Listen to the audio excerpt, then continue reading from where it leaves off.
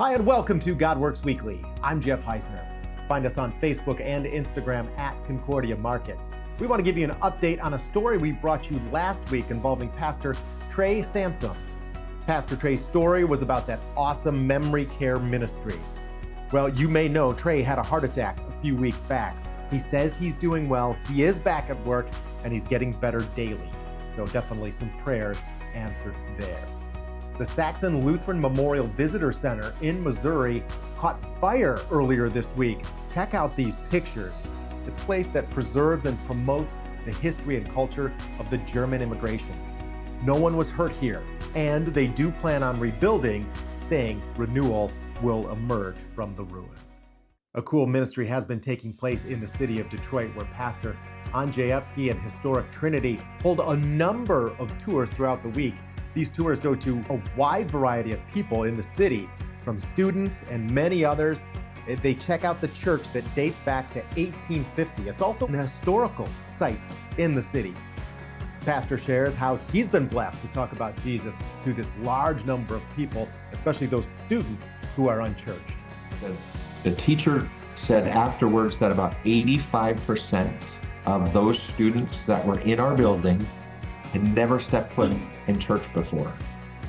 And because they're in our building, because they come to us, whether it's, high schools from College High School or whether it's a tour group from the Detroit Historical Society, they're here, which means I have the freedom to proselytize, which I wouldn't be able to do when we go into Christ Elementary here in Detroit and just cheer the kids on the first day of school, or do some tutoring with the kids. We can't proselytize, but if they're here, our sanctuary is created after a biblical theme, a liturgical theme, and the liturgical theme is crafted after the Te Deum, the altar reredos. And so I kind of walk through it and go, but point out the pictures, the stone carvings, the wood carvings, the history of it, which certainly the historical people appreciate. But in so doing, I've estimated that in the last 9.5 years, I've taught the Te Deum to about 15,000 people here in our building that have come here that may or may not have any connection to the Lord, and have had this chance to share. When you had overcome the sharpness of death, you open up the kingdom of heaven to all who believe. Through all of the visual artistry and iconography that is everywhere in our church. So we've really taken on a group of just wonderful prayer warriors that have committed to pray for those moments, those events.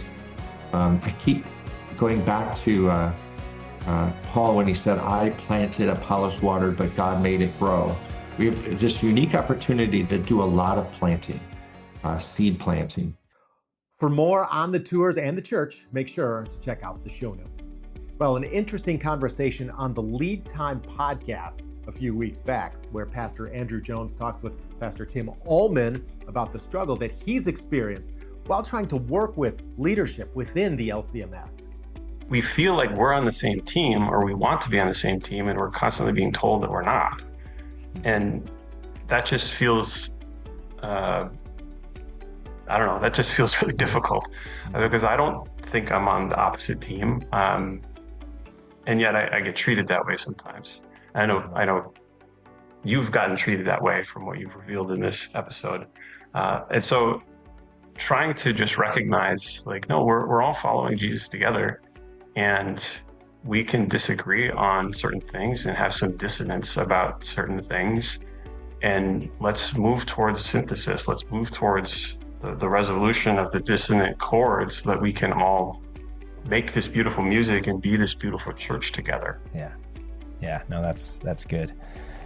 And to be clear, I have no hardness of heart toward any person in leadership, from President Harrison to any kind of seminary president. So we're all just doing the best we can. And we need one another, and we need all the gifts. So that's all the call is. To hear more on this topic, check out the Lead Time podcast. In trutherlight.org, the author of An LCMS of Unity writes, the fundamental question regarding the future of our LCMS church body for me is this: how can we build bridges and create unity, Concordia, within our synod instead of focusing on uniformity?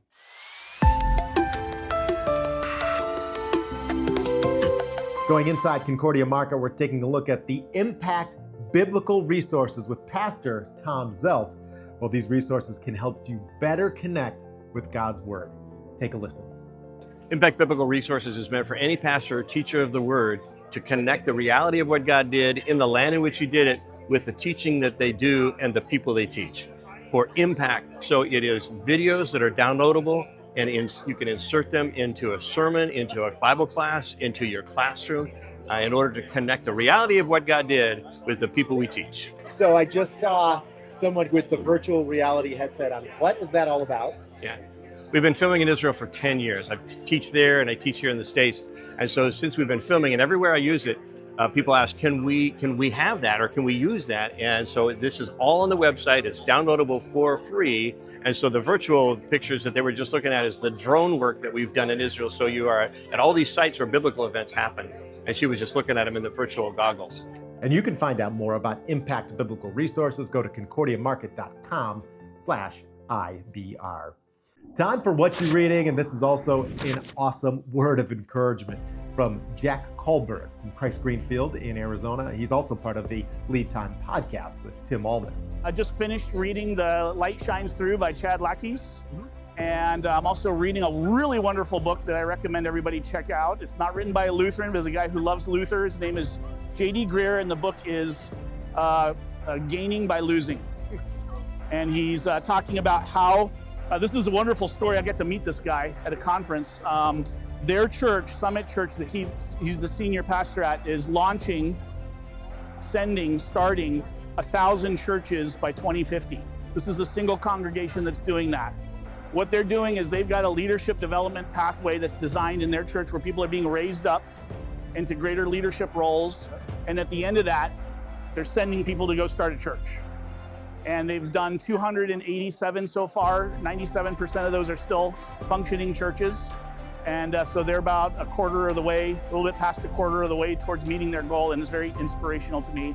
And what I say is, what one church can do, another can do, right? So we ought to dream big. I know some of this stuff is crazy, big dreams, but the things that are big dreams for us are small dreams for God. God's dreams are bigger than our dreams. That's how I view.